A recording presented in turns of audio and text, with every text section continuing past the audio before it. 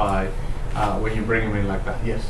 How does that affect when you do the left to right and then realize that the lighting was off and you go back and you take the first one, but then you're taking it last because of the See, that's what I did here. 1, 2, 3, 4. Took the last one right here, right? Yeah. So what we're going to do with this one is I'm going to click and drag it into position before I create a panoramic. So it's just a simple click and drag for that. Okay. So, all right. Who can tell me why my hand showed up right there? Question. You like your hand? Huh? Yeah, I like my hand. Any suggestions? You were taking photos? Yeah. Your hand? Yeah. Oh, you're giving, it's a color thing? You're color balancing or I've something? heard that one a lot on this trip. It's actually a separator. I'm separating my panoramics from my still pictures. Oh, So I see 1, 2, 3, separate, and then 4. Because if I didn't have my hand there, this is my still picture that I want to have of the house for my flyers, postcards, or whatever. I didn't want to grab it by mistake and put it as part of the panoramic right there, because it does not belong. So I recommend that when you do pictures of a living room, for example, and you want to have a still picture of that living room as well, take a picture of your hand or a blank wall to separate that one from the rest. So you know right away that it's not part of the sequence. Okay? So if I didn't have my hand there, then it would look like this. So I might go, oh, okay, so first one, second one, third one, and fourth, even though that's not really a fourth picture. Okay? Now, in order for you to create a panoramic, notice that there's nothing right here that says create panoramic, not even an option. But if you select one photo, doesn't show up yet. If I hold the control key down and select the second photo, the create panoramic option shows up. So it only shows up if you have more than one file selected. And you can do that with control key and select each individual picture manually. You can also do it the other way. You click on the first one, hold the shift key down, and click on the last one. And that's a Windows trick, it's not a visual tour trick. So you can select multiple files that way. And now I can click on the create panoramic option. And immediately it's going to ask me to name my panoramic. So I'm going to call it front view. Click OK. Wow. This is a horizontal picture, so I'm not going to change that option. If it was a small bathroom like the vertical one that I showed you, then I would select the vertical. But right now it's just horizontal. And it's a partial, meaning it doesn't go all the way around the street or anything like that. Yeah. You can do 360s. I do not recommend doing 360s inside the house. I think you're going to have a really hard time capturing the whole room properly. You're going to be too close to the walls and the windows to see a lot of detail. So I prefer to do partials from as far back into the room as possible. Okay.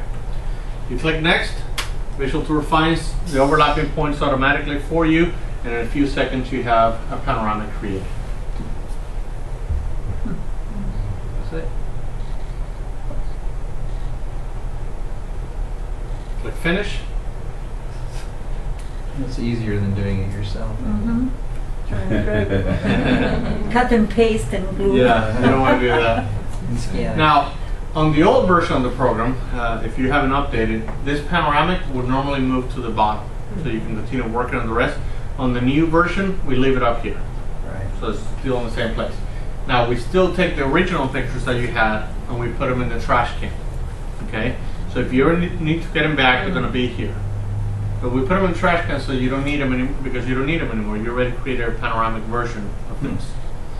So go ahead and keep going and create the rest of your panoramics. This is the dining room, and you only need 2 pictures to start a panoramic.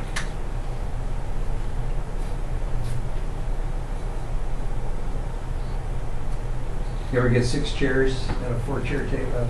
4-chair table? Only when you overlap too much. If you overlap too much, I've seen that happen before. So try not to overlap that much, not just to the honest. minimum. Well, Maury's got Or Yeah, imagine the 3 toilets more honest than the Mr. Negative has become Mr. Positive. I mean, Mr. Honor.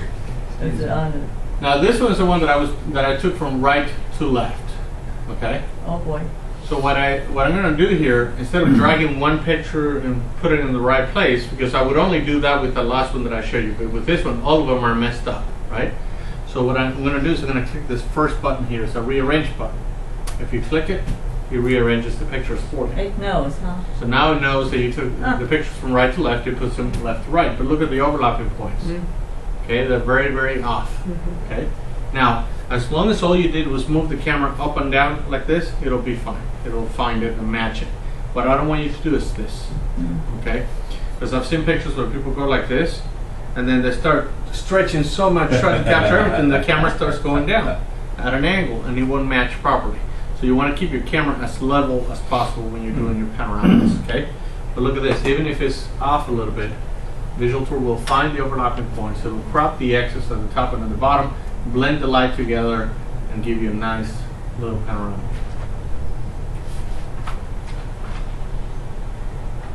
There it is. Pretty cool. And if you need to, you can adjust the brightness, the contrast, and the sharpness of the picture. Right there. So you don't need Photoshop at this point.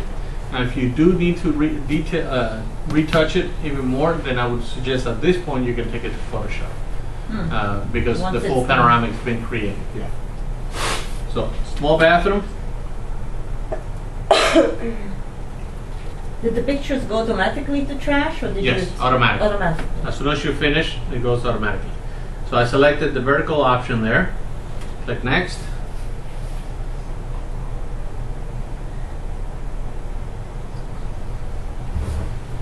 There you go. Now this particular picture, for example, a staircase or something like that, I can see a panoramic moving up and down, really cool. But a small bathroom, for example, it might look better to just show it as a whole still. So you can double click on any of the pictures at any time, and you'll see one of the options here is fit in window, and it fits the whole picture right there so it doesn't move. So you can do that with any of the panoramics, but I recommend it just for pictures that you really think might not look good moving up and down. Yes, ma'am. You don't need to scroll the toilet, huh? Right. When you get it to fit in the window, how do you still get the picture itself to move without scrolling? You can't, the verticals, you can't. The verticals, If you need, if you have a horizontal that moves back and forth a little bit because the picture is a little too wide, for example, the tendency of the program will be to scroll it back and forth because it assumes it's a panoramic. So instead of fit in window, we have a crop 4:3 option that you can crop the edges a little bit of the picture, and it will do the zoom in and zoom out effect that you're talking about. But that's only for horizontal pictures. For verticals, you won't be able to apply that because it's not using this part of the window, it's just using the top and bottom. So. Okay, I'm going to go to this picture here. And again, this is my dark picture. I don't need it anymore. So I'm going to go ahead and click this one, drag it right here, and you'll see that black line shows up there. That means it's going to drop the picture between that one and that one. Okay, so now I have this one in the right place. I can hold my shift key down, click on the last one, click on create panoramic, give it a name. Oops, did I do anything? I think I renamed it wrong. Now on this room though, even though I stepped back as far back as possible, I still was not able to capture the vaulted ceilings in the house. And that's a major selling point for any house. So what I did, instead of taking pictures this way, okay, I'm going to rotate the camera like this. I'm going to take pictures like this, still overlapping my pictures, holding the camera steady as possible, staying in one place, and not angling the camera in any way. Now you'll see the difference it makes in between the two. So I have this one right here. You can see that I can barely see the vaulted ceiling showing up. I'm going to click finish. I'm going to go to the next one. And you see that the pictures came in rotated. Okay? So what you do, all you do is grab the pictures that you need for the panoramic and rotate them right here. Rotate right or rotate left. So you can click it once, it will rotate everything selected 90 degrees counterclockwise. And then you can grab them again, click on create panoramic, and you'll see right away the huge difference it makes.